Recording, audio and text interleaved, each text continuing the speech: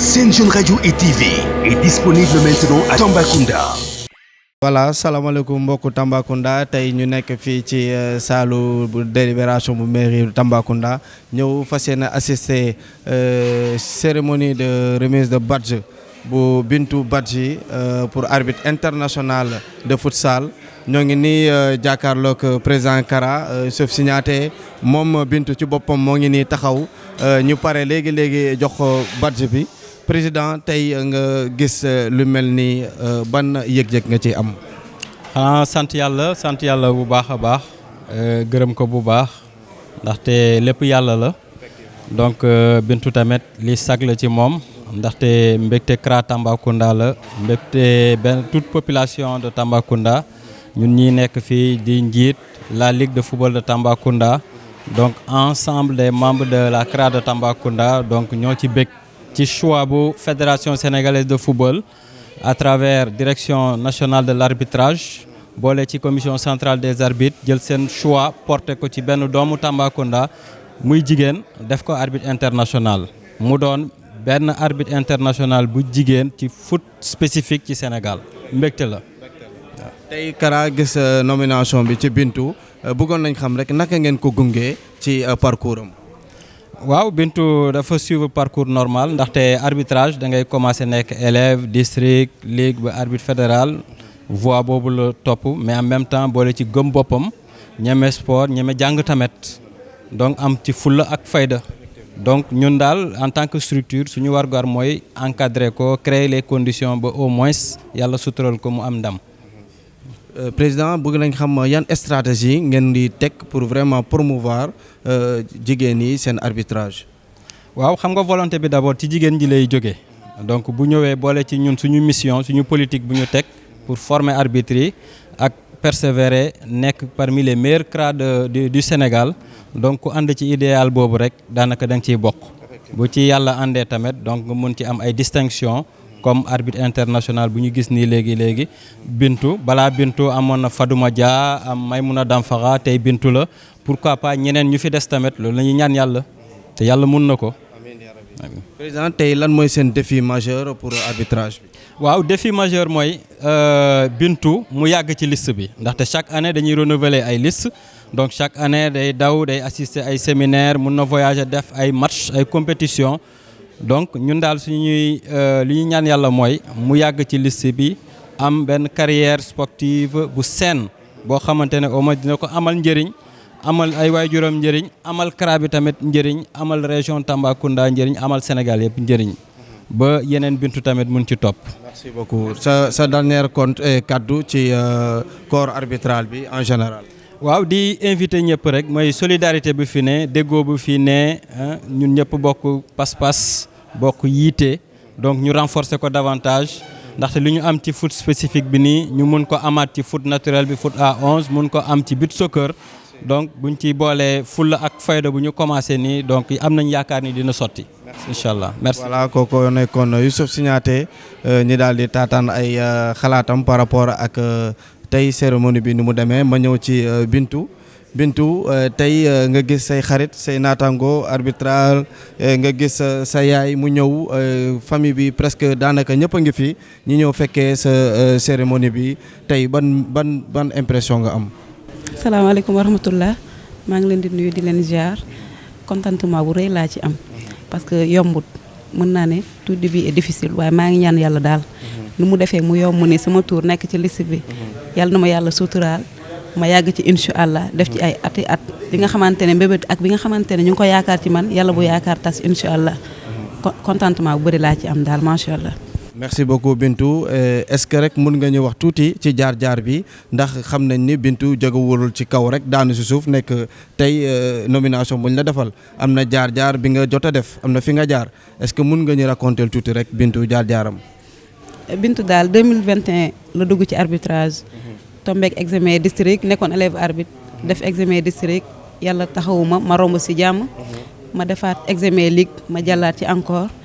yàlla def nag séminaire futsal ñëw ñu proposé ma laaj ma ne leen lu ñu def rek baax na bàyyi naa ko seen loxo ñu proposé ma dem def séminaire 2022 defaat séminaire 2023 ainsi que 2024 ba yàlla def nag ñu proposé ma pour liste internationaux yi proposition bi daal jàll di ko sant yàlla suñu borom. merci beaucoup Bintou tey mun nañ la laaj ban objectif nga am au niveau continental. au niveau international daal. au niveau international bëgg a taxawu Tamba Sénégal incha allah fi nga xamante ne fekk fu ma dem arbitrer ndax Tamba laay ndamoo daal. du ñu am gàcce sama kaw incha allah. incha allah ban message ngay lancé xale yu jigéen yoo xamante ne ñoo ngi pratiquer arbitre. nañ ci gën a jàpp rek yomb na yombut waaye yàlla nañu yàlla suturaal daal yomb na yombut daal.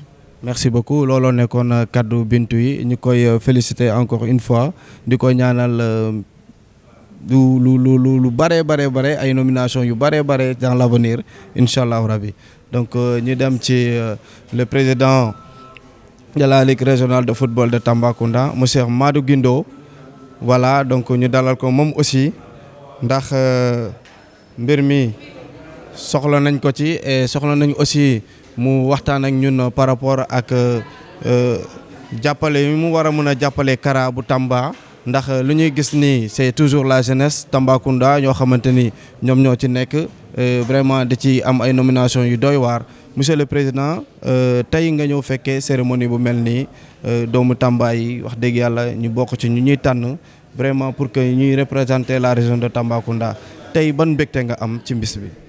waaw dëkk bu baax waaw parce que xam nga man su ma jëlee kaddu bi c'est au nom de monsieur Ablaye Fall muy président fédération de football.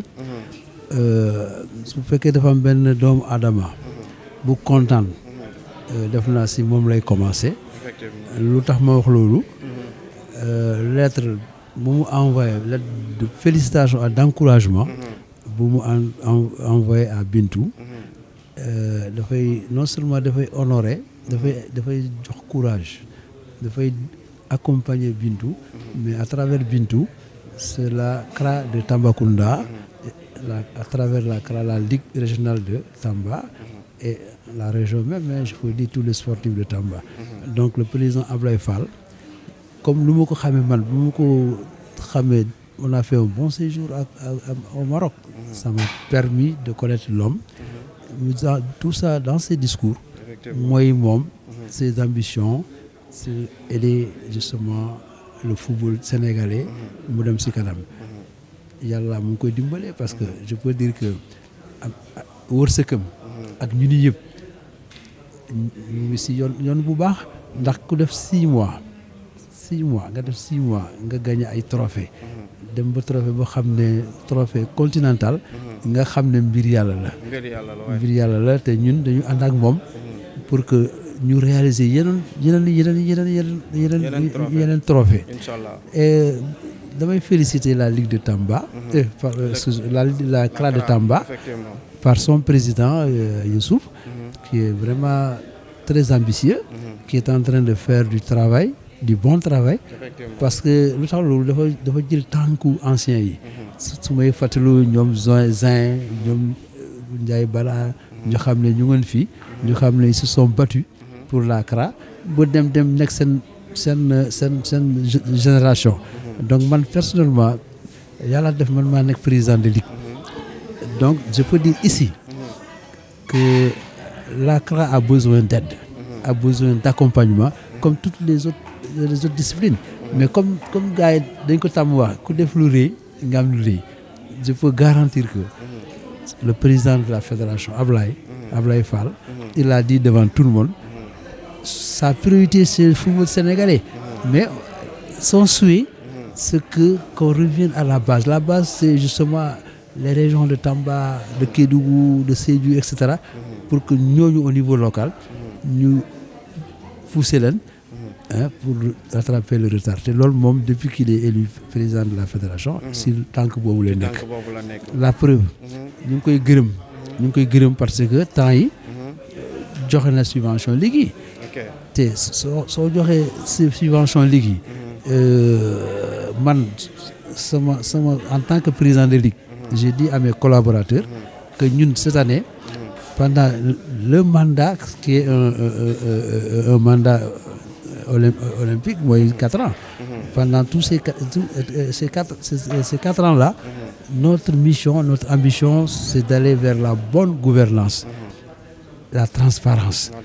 Donc, Lolo, j'invite tout un chacun que nous voulons dimbaler sur Lolo. Et c'est ça la volonté du président de la fédération Ablaye Fall. C'est ça qui nous a dit d'aller dans ce sens-là. Et Lolo, moi, personnellement, avec mes collaborateurs, avec ñeneen ñi suñu liggéey si loolu toutes les disciplines là yoo xam ne mooy arbitre mooy scolaire mooy football salle etc.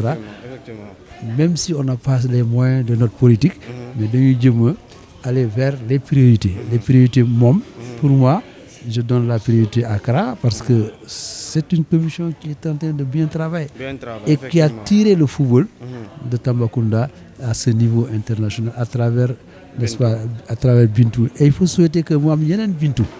Et ça me gagne avec l'appui du président de l'ACRA, nous sur l'eau. Des anciens qui sont à côté, vous formez, les inspecteurs. En tout cas, on a plein espoir que d'ici 1 an, 2 ans, il y aura beaucoup d'arbitres internationaux. L'unité des sportifs de Tamba. Il faut qu'on soit ensemble. Si on est ensemble, on pourra sortir de l'ornière.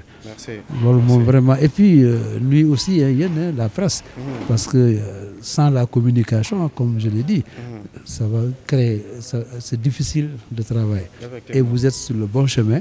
Moi, je vous explique. Je vous félicite. Je vous encourage. Et merci encore à l'ACRA. Merci à son président. Merci aux doyens qui sont venus assister à cette cérémonie. Et vraiment, je suis très content. Maintenant, on a au nom de... Maintenant, dans votre programme de développement du sport dans la région de Tambacounda, Tay futsal, ban jeexital ngeen ci am? Ouais, mais xam nga ñun nous les anciens, on disait foot, le mini-foot. Légui, aujourd'hui c'est futsal. Ce qu'il faut pour développer ce sport-là, il faut que l'autorité puisse nous créer des infrastructures pour qu'au moins le futsal puisse nous développer. Ça c'est important. Et puis maintenant, communiquer avec la communication par rapport à ce futsal-là, comme ça a été fait ce matin. Je crois que l'eau c'est du sport, c'est du football. Alors le sport, ça permet à tous les niveaux de rassembler les gens. Le rôle du sport, c'est ça, c'est d'unir les gens, c'est de rassembler par rapport à un objectif. Et je pense que je félicite tout le monde. Et la Ligue, en tout cas, va faire son accompagnement par rapport à toutes ces disciplines-là. Vraiment, là, c'est toujours dans ce même lancé, président, je sais que vous avez une subvention. Est-ce que Kara a une pour subvention accompagner la formation surtout les corps arbitral? Oui, même je tire sama attention par rapport aux hommes là.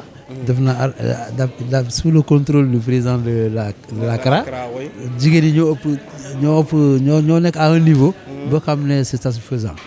Donc, nous avons pour qu'au moins, mais c'est sûr qu'on va les accompagner. Parce que si notre rôle de la Ligue, c'est d'administrer, c'est d'accompagner et de se gérer. Je pense que le peu de moyens que nous avons, comme je parle de transparence et de bonne gouvernance, bon, la subvention, j'ai dit à qui veut l'entendre, c'est 5 500 000. 5 500 000 par rapport à tout ce qu'on veut développer. On peut dire que vraiment c'est bien, c'est un début. Et on remercie vraiment le président de la fédération pour vraiment mettre déjà à l'entame de la saison une subvention pour les ligues. Merci beaucoup. Donc merci beaucoup beaucoup téléspectateurs yi lii la woon lii la ñëwoon fekkee fii ci mairie de Tambacounda fii ci salle de délibération bi fekkee cérémonie bi ci jàmm ak salaam déroulé na ci jàmm ak salaam Bintu dafa takkal nañ ko badjam. Et vraiment ñëpp ci kontaan nekk na loo xamante ni tout le monde l'a bien salué et bëgg nañ aussi jigéen ñi di gën a góorgóorlu ci corps arbitral bi parce que loolu la ñuy xaar ci ñoom sport bi c'est pour tout le monde muy góor di jigéen na ci ñëpp dem ak fulla ak fayda le meilleur reste à venir. Donc merci beaucoup la télé Sen TV mais jaajëfal sama caméraman bi Mohamed le grand technicien di nuyu waale Fallou Galas di leen jaajëfal bu baax a baax di leen jox rendez-vous ba beneen incha allah merci. Sen Jeune Radio et TV est disponible maintenant à Tambacounda.